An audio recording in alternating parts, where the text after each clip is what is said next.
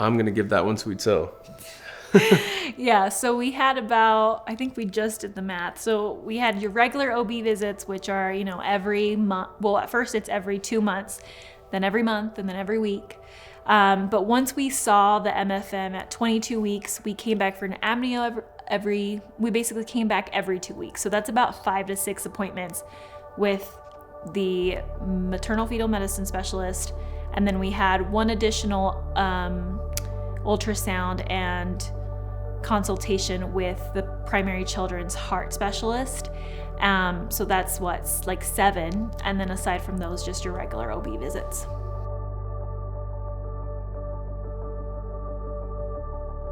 Our experience with MFM, I think, was different for both of us, but at the same time, we both agreed that it was very vague, the information that they provided to us, and very cold, understanding that we could be potentially losing a child in the next month to 5 months, and not a lot of understanding as far as how we were feeling and what steps we should take to, help our child and advocate for our child, whether he was in the womb or, born. And so my personal experience, not speaking for Excel, was just a lot of uncertainty without answers to any of our questions.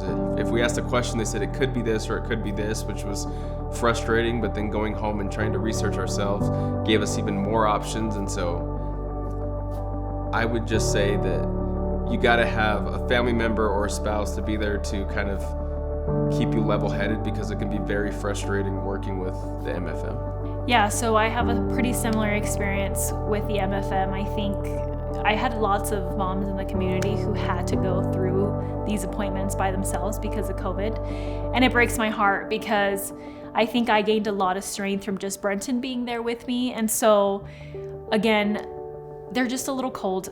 Our experience, I'm sure they're great doctors. I'm sure of it, but I think after seeing so many patients, they do kind of desensitize.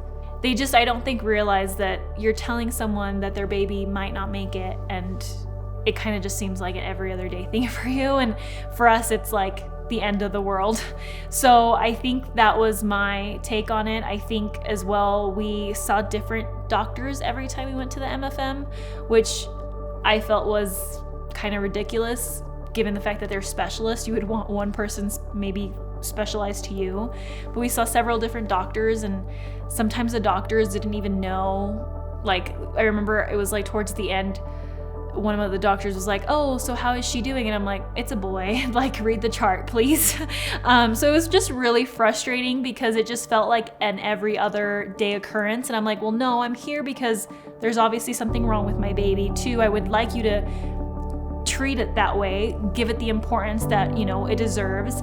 And 3, I think one thing that really, really made me upset was I was asked to terminate, or not asked, I was asked if I wanted to terminate on 3 different occasions when I had already specified the very first time that I did not plan to terminate. So for me, I would say get on the same page, read the charts before you go into see a patient, especially with such circumstances.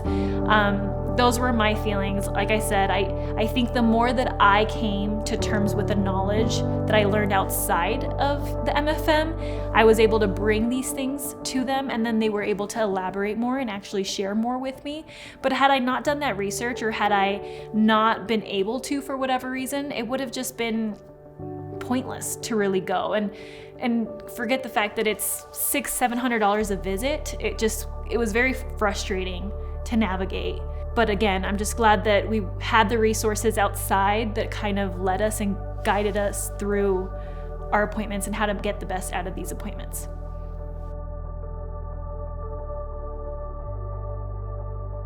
So we were referred to a heart specialist because Ezekiel had a hole in his heart, and he had VSD.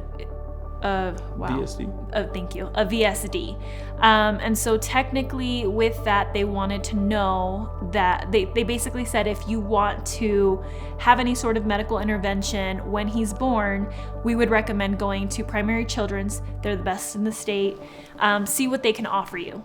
And so we did go there and we had a very long heart echo, which is basically just an ultrasound on baby's heart.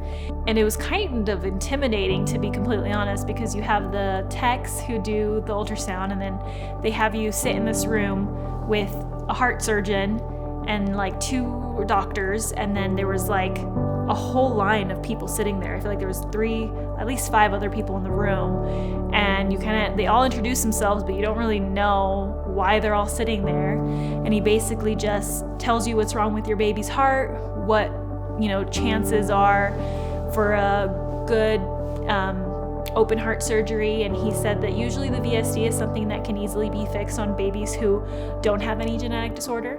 He said usually this is something that can wait 2 to 4 months depending on baby. But he said, but honestly, with the diagnosis that you have, there's not much of a chance that you would even get to the heart surgery.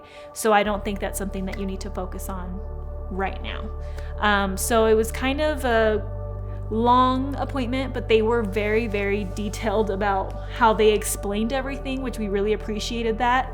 And then we just figured out that it wasn't something that we would have to decide at birth. If Ezekiel got to 2 months, then we would decide then, but if not, then we just wouldn't.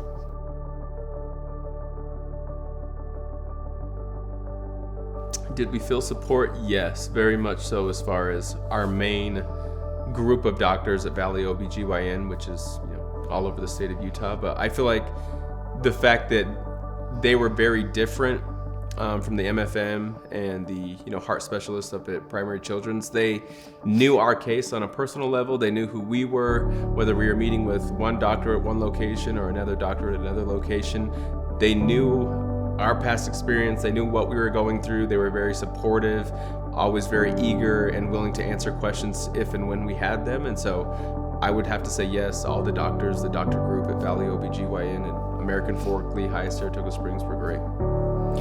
Yeah, I would agree. I think our OB-GYN group was really helpful. I think they didn't know much about the diagnosis, so again, they couldn't provide lots of knowledge, but we just felt more like they were more personable, and so that makes a difference. And I remember leaving one of my appointments and telling Brenton, like, do you see that difference between like these specialists and our doctors who don't know specifically about trisomy? Like, they might not know the answers, but it just felt more like it was more heartfelt, which makes all the difference when you're going through a situation like this. So I did feel lots of support through them. I remember having to switch groups towards the end of my pregnancy. They were very supportive with that as well, and made it really smooth. So